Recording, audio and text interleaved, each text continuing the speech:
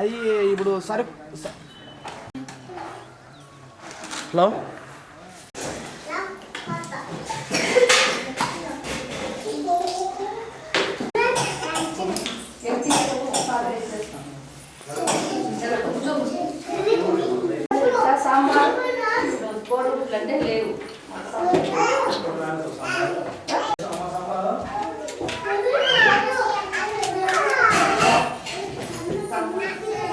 నేను 3 నెలలు ఒక 6 నెలల నుంచి వస్తాను సార్.